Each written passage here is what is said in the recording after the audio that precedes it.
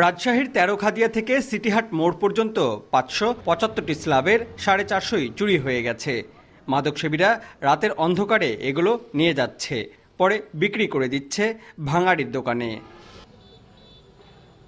স্থানীয়রা বলছেন, চুরি বাড়তে থাকায় অনিরাপদ হয়ে উঠেছে ফুটপাথে চলাচল। যে কোনো সময় দুর্ঘটনার শঙ্কা তাদের। এদিকে কোনো স্ল্যাব নাই, সব চুরি করে বেঁচে দিয়েছে ভেঙে।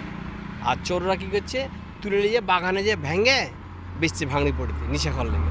মানুষও পড়ে আছে রাস্তাঘাটে, তারপরে দুর্ঘটনা ঘটছে ছেলেবেলে ফুটপাথের রাস্তা যেহেতু চলাচল আর হাইওয়ে রোড। প্ল্যানিংগুলো যদি তারা একটু সঠিকভাবে যদি করে এবং যদি অনেক দিন যাতে টেকসই হয় এরকম যাতে কোনো প্ল্যানিং ব্যবস্থা যদি করতে পারে তাহলে অনেকটাই সুবিধা হয়। চুরি হচ্ছে সড়কবাতির তারও। সম্প্রতি 4টি সড়কের মাটির নিচ থেকে প্রায় 920 মিটার বিদ্যুতের তার নিয়ে গেছে দুর্বৃত্তরা।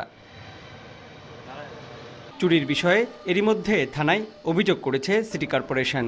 নতুন স্ল্যাব বসানোর উদ্যোগের পাশাপাশি ওয়ার্ড সচিব ও কর্মচারীদের দিয়ে নজরদারিরও চেষ্টা চলছে। চুরি ঠেকাতে অভিযান চালানোর কথা জানিয়েছে পুলিশ। আইনশৃঙ্খলা বাহিনীকে এটা জিডি আকারে দেওয়া আছে, তারাও তাদের কাজগুলো করছে। এরকম চুরি শহরে হচ্ছে, আমাদের স্থাপনাগুলি অনেকটা মনে হচ্ছে যে চোরদের একটা স্বর্গরাজ্যের মতো অবস্থা।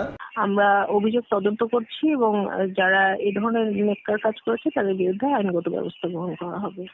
সড়ক বা ফুটপাত নির্মাণের পাশাপাশি রক্ষণাবেক্ষণেও গুরুত্ব দেওয়ার দাবি নগরবাসীর। Mustafiz Gani, independent news, Rajshahi.